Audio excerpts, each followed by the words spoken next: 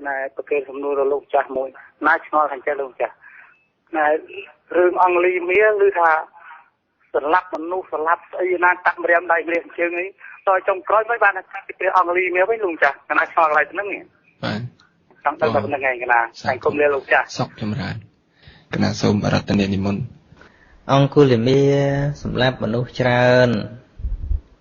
phần là trong cõi xuống nó lư mình sẽ ba mình đang thàอย่างmấy để tết tầm nônจะthà sầm lấp mình nu hoa cột cốt hạt ấy ban trong cõi ban trả đăng chân em đăng đạp mình sẽ bán rồi còn mình tụt bạp năng rương này cứ trâu sắc xa ở bên ngay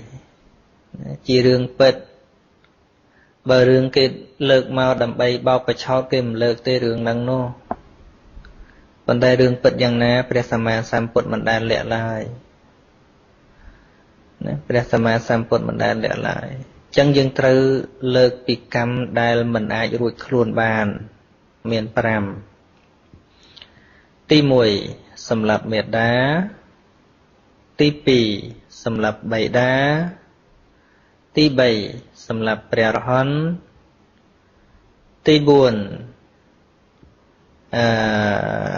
ញ៉ាំងលហិតព្រះសម្មាសម្ពុទ្ធឲ្យពោពង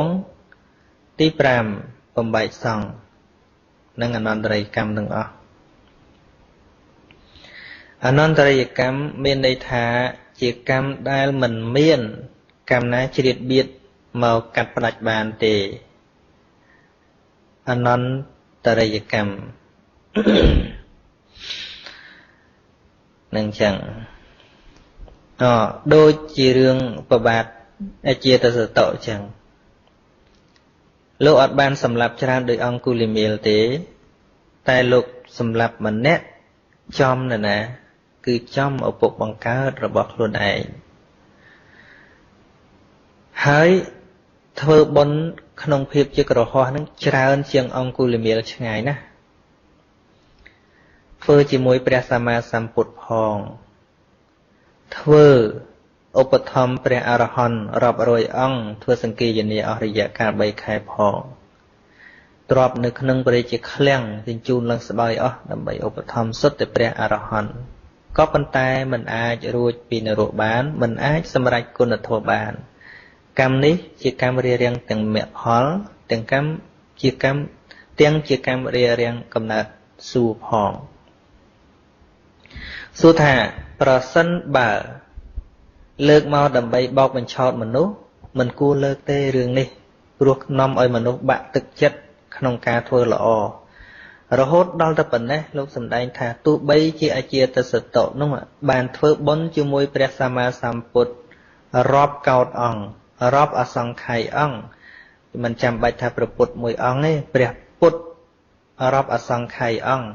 ដែលគង់ទម្រាបគ្នាតាំងពីឋានមនុស្សរហូតដល់ឋានតាវតឹងហើយនាំព្រះបាទអជាសតោនឹងដាក់បាតប្រគេនគ្រប់ព្រះពុទ្ធទាំងអស់ហើយសូមរំដោះកម្មពីនឹងក៏មិនរួចឡើយនេះជាការពិតមិនវាអញ្ចឹងមិនវាអញ្ចឹងអញ្ចឹងអង្គុលីមាមិនវាអញ្ចឹងហើយរឿងនោះវាគ្រាន់តែជារឿងពិតវាអញ្ចឹងឯងណាពីព្រោះមនុស្សដែលគាត់សម្លាប់ទី1ពាក់ព័ន្ធនឹងកម្មពីវេរាពីបព្វជាតិមកអ្នកទាំងអស់គ្នានឹងសិតតែធ្លាប់បៀតបៀនគាត់ធ្លាប់សម្លាប់គាត់ពីមុនមកឃើញទេហើយបើយើងគិតស៊ីសងវិញវាសមតែស្មើសម្លាប់ម្ដងម្នាក់ក៏ប៉ុន្តែបាបវាអត់មានរឿងស្មើរឿងឈ្នះរឿងចាញ់ទេក៏ប៉ុន្តែនៅក្នុងហ្នឹងដែលមិនអាចឲ្យអង្គុលីមៀលមិនបានសម្រេចមគ្គផលសំទោសមិនអាចហាមមិនឲ្យសម្រេចមគ្គផលឬថាមិនអាចឲ្យគាត់ធ្លាក់នរកមកពីកត្តាច្រើនយ៉ាងទី1គឺជួបព្រះសម្មាសម្ពុទ្ធបើមិនជួបព្រះសម្មាសម្ពុទ្ធបានស្ដាប់ធម៌ទេគ្មានអ្វីហាម5មិនឲ្យធ្លាក់នរកបានទេ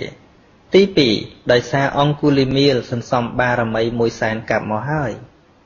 ឃើញទេ100,000កាប់ហើយមិនមែនល្អបន្តិចពេកបួសនឹងទេ100,000ផែនដីមកហើយ សេចក្តីល្អគាត់នឹងមានន័យថាមួយសែនផែនដីមកហើយបើប្រៀបបាបសម្រាប់គេប៉ុណ្ណឹងដូចជាយកធូលីមកក្របទៅប្រៀបជាមួយនឹងផែនដីទាំងមូលអញ្ចឹងក៏ប៉ុន្តែយើងគ្រាន់តែសិក្សាប្រវត្តិលោកបន្តិចប៉ុណ្ណឹងឃើញតែសេចក្តីអាក្រក់របស់លោកតែសេចក្តីល្អរបស់លោកនោះមួយសែនផែនដីមកហើយនរណាទៅគណនាអស់សេចក្តីល្អរបស់លោកនេះទី3ម្យ៉ាងទៀតគាត់មិនទាន់បានធ្វើកម្មណាមួយដែលរារាំងមគ្គផលនេះមិនបានសម្លាប់ឪពុកមិនបានសម្លាប់ម្ដាយមិនបានបំបែកសង្ឃមិនបានញ៉ាំងលហិតព្រះសម្មាសម្ពុទ្ធឲ្យពោះពងស្អីទៀតមិនបានសម្លាប់ព្រះអរហន្តអនន្តរិយកម្មទាំង5ហ្នឹងអត់បានធ្វើត្រង់តែបន្តិចទៀតទេពួកពេលនោះរៀបសម្លាប់ម្ដាយហើយត្រង់តែបន្តិចទៀតដាក់ម្ដាយទៅមកកបិតមកគឺចប់នឹងចឹងដូច្នេះប្រសិនបើយើងសម្លឹងទៅមើលកម្មប៉ុណ្ណឹងយើងថាមិនគួរឡើយមិនគួរឡើយនឹងសម្រាប់យើងមើលឃើញតែពេលមួយផ្លេតប៉ុណ្ណឹងឯងយើងវិនិច្ឆ័យតែទៅលើអ្វីដែលយើងពិចារណាបានមួយផ្លេតប៉ុណ្ណឹងឯងប៉ុន្តែខ្សែជីវិតរបស់សត្វលោកនេះសង្សារវដ្តវែងឆ្ងាយសង្សារវដ្តវែងឆ្ងាយអាត្មាឧទាហរណ៍មនុស្សម្នាក់ធ្លាប់ធ្វើជាមេកងពលពតសម្លាប់មនុស្សអស់ច្រើនមិនមែនតន់ស្លាប់អស់ទេណាអ្នកសម្លាប់មនុស្សអស់ច្រើនសម័យពលពតណាមិនតន់ស្លាប់អស់ទេអ្នកខ្លះក៏កំពុងមកធ្វើបន់ជាមួយយើងអ្នកខ្លះក៏កំពុងតែស្ដាប់អាត្មាទេសនឹងផងគាត់នឹកឃើញរឿងគាត់ផងមិនដឹងក៏ប៉ុន្តែគាត់បដូរស្រុកបដូរកន្លែងគាត់សាងល្អយើងក៏ស្រឡាញ់គាត់តាំងស្គាល់គាត់មកគាត់ជាមនុស្សល្អយើងមិនដែលដឹងថាគាត់អាក្រក់ទេប្រសិនបើយើងស្គាល់ថាគាត់ហ្នឹងហើយអ្នកសម្លាប់បងប្អូនយើងមកពូជពីមុនមកសួរតែយើងទទួលយកបានទេសេចក្តីល្អដែលគាត់ធ្វើឥឡូវហ្នឹងទទួលយកមិនបានទេប៉ុន្តែគ្រាន់តែយើងមិនបានដឹងអា4 10ឆ្នាំ20ឆ្នាំមុន30ឆ្នាំមុនដែលគាត់ធ្វើអាក្រក់នោះគាត់លាក់បាំងបាត់ណាយើងក៏ទទួលស្គាល់គាត់ថាគាត់ល្អឃើញទេនឹងផ្នែកគ្រាន់តែលើកឧទាហរណ៍ប្រៀបធៀបម្យ៉ាងទៀតមនុស្សដែលធ្វើល្អមួយជីវិតមកហើយធ្វើល្អច្រើនណាស់ប៉ុន្តែមកជួបយើងម្ដងគាត់ហ្នឹងក៏ធ្វើសេចក្តីអាក្រក់ដល់យើងតែម្ដងយើងក៏ខឹងគាត់នេះអាក្រក់ឆ្លើយដើរមើលមុខអញដើរគៀសអញខឹងតែមកខឹងយកមែនទេគាត់ក៏ដើរប៉ះបន្តិចអីទេហ៎ប៉ុន្តែបើយើងស្គាល់ប្រវត្តិគាត់ពីដើមថាគាត់ជាមនុស្សល្អជួយសង្គមច្រើនសេចក្តីអាក្រក់បន្តិចហ្នឹងមិនគួរលុបបគាត់ទេពីព្រោះប្រសិនបើដាស់តឿនគាត់អាចកែខ្លួនបានអញ្ចឹងគាត់អាចកែខ្លួនបានអ្នកធ្វើល្អយូរយ៉ាងហើយក៏មកធ្វើសេចក្តីអាក្រក់អញ្ចឹងបើគាត់កែខ្លួនវិញសេចក្តីល្អនោះជាប់មកទៀតអាក្រក់មកផ្លេតហ្នឹងត្រូវវិនិច្ឆ័យបាត់បង់ទៅវិញដូចអង្គុលីមេលហ្នឹងមិនមែនដោយសារតែជួបព្រះសម្មាសម្ពុទ្ធទេមិនហេតុតែប៉ុណ្្នឹងចឹងបានថាត្រូវលើកហេតុច្រើនយ៉ាងកត្តាសំខាន់បំផុតរបស់អង្គុលីមេលគឺការភ្ញាក់ខ្លួនណាគឺការភ្ញាក់ខ្លួនបូកផ្សំជាមួយនឹងបារមីមួយសែនកាប់មកបូកផ្សំជាមួយនឹងជួបសប្បុរសដូចជាព្រះសម្មាសម្ពុទ្ធ